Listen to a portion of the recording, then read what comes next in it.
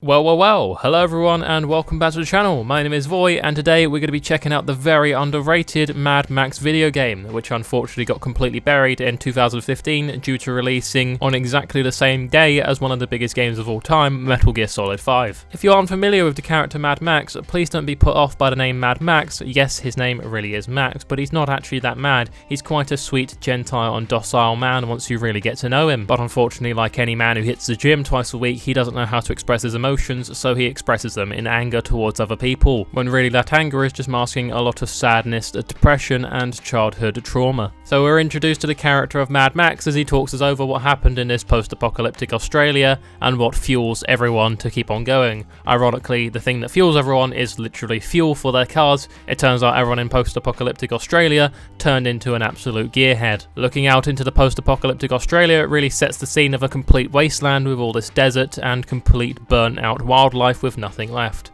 I mean, this is what Australia could have looked like a few weeks ago if it wasn't for all those celebrities tweeting about how much they felt sorry for it with absolutely no action at all. Your hashtag thoughts and prayers and tweets did everything to fix that. Everyone has their different ways of suppressing their emotions. My personal favourite is revenge porn, but as you can see, Max's favourite is blowing people's faces off with shotguns and breaking their necks on car windows. Blowing faces and breaking necks wasn't enough for us to get out of this sticky situation as we get dragged out of the car by bald-headed men. They kick the shit out of us and introduce us to an absolute unit who I'm honestly quite concerned for, as he sounds like he has throat cancer. Listen, my apostles of Alpha!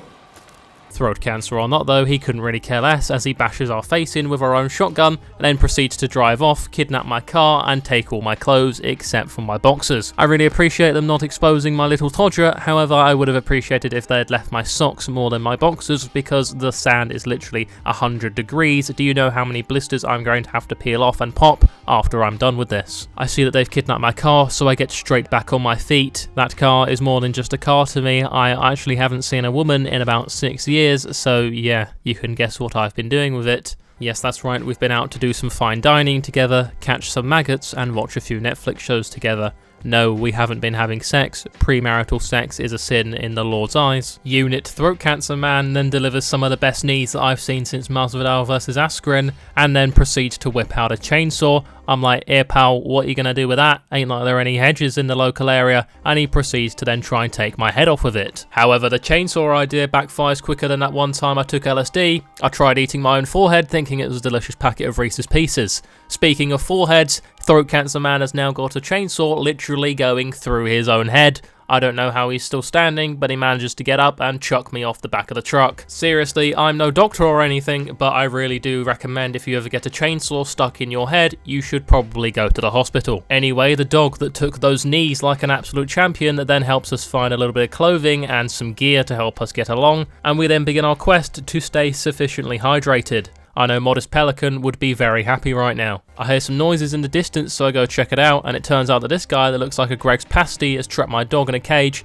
I then threaten him, tell him it's not for eating, but it turns out that he actually knows us. Which I guess makes sense, because if you're ugly, you've at least got to have a good personality. So the Greg's pasty then tells me that he's the best black finger in the land, and at first I wasn't sure what black finger meant, so I thought it was a bit of an overshare, a bit of a see into his kink in life, but then I realised it literally just means mechanic, and he tells us that he can get us our car back. Greg's Pasty Man then tells us that his name is actually Chum Bucket and not Greg's Pasty Man, and lets us know that he has a buggy ready to go, but all it needs is a little bit of wire to get it going. Before heading out to get that wire, I tuck into a scrumptious snack of some dog food, and it really makes me remember how much I miss my wife, I mean car, as this was something we used to fine dine on every now and then when we felt like treating ourselves. On my way to the wire, I start blowing people like I've just come out gay, and then get tired of that, so I decide to whip out the fists to see what this side of the playing field is like. Luckily, all of that punching drywalls when my dad left me and I didn't know how to deal with my emotions actually comes into good use here. When I see these guys' faces, all I see is my dad walking out the door and never coming back, and some opportunistic plaster waiting to be punched through with my fragile masculinity. So after beating those guys to a pulp like my name was Caroline... Can't make that joke yet. Anyway, I willingly stole that wire from them like it had Madeleine McCann written all over it, and returned to John Bucket and my new dog friend, and we took a nice family road trip over the Australian wasteland. We arrive at the lookout to see what they're doing with my wife. Car, I keep on making that mistake. I don't know why I keep calling my car my wife. It's not like we had premarital sex. I already cleared this up. It's a sin in the Lord's eyes. I would never do that. But when checking out this outpost where they've taken my car, I then make a striking observation about Chum Bucket. To be fair, I'm quite the fan of Chumbucket, because you can tell he was a hardcore gamer by that posture. You only get a back like that when you've been gaming for hours on end. That's probably what I'm going to look like at the age of 30. After observing Chumbucket's posture for a time period where it became a little bit uncomfortable, I then get hit with some of the worst news that I've heard in my life. My black on black, my beautiful wife, has been completely scrapped, torn apart, and is no longer functionable or even in use. I wouldn't be surprised if in the next few weeks we saw a video pop up on an adult website about a young teen being destroyed by 6 black fingers. However, as the saying goes, it's light on the underside. Chumbucket then delivers some news which I'm very happy to hear, that he can build me a brand new car. And to be honest with you, don't tell Karen this, but I am very, very happy about that. She could be a right bitch sometimes. So now with the help of Chumbucket, I can make my perfect wife from scratch. Chumbucket takes us back to his hideout, and seeing his hideout just makes me more excited to build this brand new wife of mine. I can't wait for her to be all complete and see what a cozy, lovely home we have. So this is it. This is our new mission. This is our new story, to find and build me a brand new wife. Chumbucket shows me what he has so far, and that's when I realise that there's a whole lot of work to do. My new wife, car, is literally just the bare minimum right now. It's a bit like having a fleshlight. You've got the core there and everything that you need to get it going, but you just got to think of other things to really help yourself out. Me and Chumbucket venture out into the Australian wasteland to find a brand new body for this car. Chumbucket had a body at home, but I told him it was a little bit too young for me, so we went out searching for something that was 14 plus. Before finding a body though, we had one of the most vital parts of the entire game, and that's right, we got to stay hydrated. Not us, but the car. The cars also have to stay hydrated in this game, so we stopped off to get some fuel, and it's fair to say that I had a little bit of trouble with figuring out how to get the fuel in the car. Oh, shit. Wrong button. Wrong button. Wrong button. Wrong button. Throw it. Oh, Christ. Alright. No, don't enter it with the... Oh, Christ. Get out. Where is it going? Where are you going? I need you, fuel. Come back, please. Finally, I got the fuel in my car after struggling with that more than I struggled to understand my Uber driver on a Saturday night. Ready to go once again, me and Chumbucket then headed to an abandoned camp where there was plenty of car bodies to choose from, busting open the doors to their camp like I bust open a bottle of Gaviscon when my acid reflux is playing up. But we'd soon find out that those doors held many similarities to the doors of Ariel Castro's house, because once you stepped foot inside, there was plenty of traps lying around and a lot of unexpected residents still on the premises. I made sure to keep myself hydrated and then had to choose between a selection of 6 different body parts to put on my car, and well, I went with the one that was die roller because I thought that was sexy, but with a little bit of attitude, a little bit more masculinity to it. I like my women with that masculinity edge, a little muscular and with a penis. So everybody has their kinks though, am I right? Although some would say that's not a kink, some would just say that's being gay. But what can I say? I like my closet, it's very cozy, I plan to stay here for the rest of my life. And just like a bunch of white knight moderators coming in to defend a Twitch thought when a new guy pops himself in chat and says, "Hi, how are ya?" These guys in grass masks come crawling out the crevices and every single little crack in the wall to come and defend their girl who was way out of their reach. You know, one thing that I've never really been sure of in the Mad Max universe is this apocalypse only affecting Australia? Is Australia the only country that's like this, just a complete wasteland with absolute lunatics everywhere you look? Is it the surrounding areas of Australia as well, or is it just the entire east side of the Earth, or is it the entire Earth that's just a complete wasteland like this? If it is just Australia, do we do what we do with current third world countries, where we just drop a few supply packages every now and then to make it seem like we care, but really nobody gives a shit? Poor old Australia, once the land of sick cunts, and now just the land of, well, I guess you could say it's still sick cunts, but just in different ways. After I'd done beating those guys like it was December 1st and they were my dick, I then found Chumbucket had finally changed the body of my woman into the brand new body that I picked out for her, and it just made me wish, wow, I wish women would really change their bodies this quickly for you. But for extensive research, I found it takes about 2 years of mental abuse for them to really start listening to you. We take my wife back to Chumbucket's hideout, and I'm thinking, finally, I'm going to get some action after a while, but Chumbucket gets straight to work on her, installing a brand new weapon, which is revealed to be a harpoon.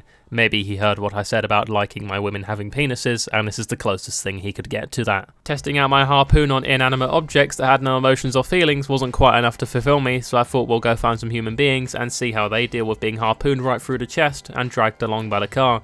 I think it's fair to say that I helped this guy actually beat the Guinness World Record for most amount of front flips done in the space of 10 seconds. Without me assisting him there, his life would have been pretty meaningless and pointless and he would have just died another average human being, but what do you know, now he's a Guinness World Record holder. So after I'd done setting Guinness World Records for the general public of post-apocalyptic Australia, I then decided that it was time to go get my revenge on that camp that took apart my original wife. Yes, I can't get her back, and yes, I have a better one now, But put it like this, if someone stole one of your kidneys, you wouldn't be happy and satisfied with a brand new replacement one, you'd want to track down the old one and see what had happened to it. And if it had been sold on the black market, I can guarantee you wouldn't be best pleased with the person that stole it. If someone stole one of my kidneys, I would have hoped that it's because they needed it for a transplant themselves and they just can't afford it, not because they just want to sell it. If they sell it, that's just greedy. However, if Auntie Diana's in desperate need of a transplant, then my kidneys are free reign. I don't get off to the best start in this camp raid, kind of absolutely screwing up taking out the sniper with my harpoon.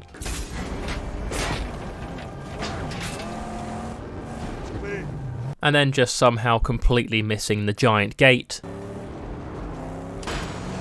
So after displaying that my driving skills were a little bit rusty in the new wife, it's okay, don't worry, we go through rough stages sometimes, we're just getting to know each other right now, I'm sure it'll be smooth sailing soon enough. And then show why my name is Mad Max and start absolutely unloading all of my built up frustration, sadness and anger upon all of these bald guys right here. When I think about it, I could really do with some therapy to help deal with these anger issues out here in the Australian wasteland. Next time one of those airdrop supplies comes in that gives us food, can they just drop down a top therapist to help me with these issues that I have, because it's starting to get out of control now. Well, I say out of control, it is already out of control. In this video alone, I've murdered about 30 people. After beating up more bald men because they told me, Max, it's just a game, and I said that's such a weak mindset, get out of here. I'm then hit with the worst sandstorm I've seen since 1999 when Darude released that absolute banger. Making my way through the camp to hide from that sandstorm that was currently going on outside, I then find the living quarters and get hit with the complete overwhelming smell of different men's semen. With there being no washing machines in the wasteland, trust me when I say that every single cloth surface was much more like glass. Just as I'm about to pop my head back up to see if the sandstorm's still going on, I come across this guy who makes me think, am I really in Australian wasteland or am I in Shoreditch? But after having a little chat with him, we realise he'll become relevant a little bit later on in the video, but for right now, we've got more bald men to beat up, so I let Mad Max do his thing, be all mad, and start absolutely just slapping people in the cranium. I guess it's better than punching holes in the drywalls at home. It's the apocalypse, it's already hard enough to find a nice stable house, and then when you do, it doesn't help when you have someone like Mad Max who has anger issues, always punching holes in the walls. So after I'd finished blowing them boys away like my name was Chris Ingham, I then continued to blow some more things, except this time it was just explosives, and that was that for that camp. My revenge was finally complete. Finally my wife's soul was resting in peace, and I could now move forward without feeling guilty with my brand new hotter wife. I then meet up with Shoreditch Man, and yes, my assumptions were right, he is indeed a complete druggie, because he tells me one of them long, boring, deep stories that you have absolutely no interest in because you're not high. You're sober, and they're completely off their head. I wouldn't be sober for much longer though, because he would blow some of his homemade cocaine into my nose, which was a little bit rude, but I'm very grateful, because if there is one thing I miss about the real world, it's the use and sometimes overuse of hardcore drugs. Unlike Sarah, 30 years old, mum of 4, who does one line and then starts drop-kicking her children out of 3-story buildings, getting her child support and disability taken away, I take drugs like an absolute champion, so I use this time to better myself and improve myself in any way that I possibly can. Waking up, I realised that I was a little bit more than coke, because I've seen the devil in my kneecaps and he's completely done me in. I'm on all fours, begging for some mercy to help me through this come down. And while Max is going through his come down, I think that is going to be an appropriate time to end the video. Thank you all very much for watching the video, I really do appreciate it. If you do want to see more Mad Max, then be sure to let me know in the comment section, and if you have any requests for any further games you want me to play, be sure to also leave them in the comment section. I really appreciate you all watching, it means the world to me. Be sure to leave a like if you're bored and have nothing better to do with your life, and a dislike if you really disliked it that much. Thank you all for watching, be sure to subscribe if you're new around here, and I'll see you all in the next one. Bye bye.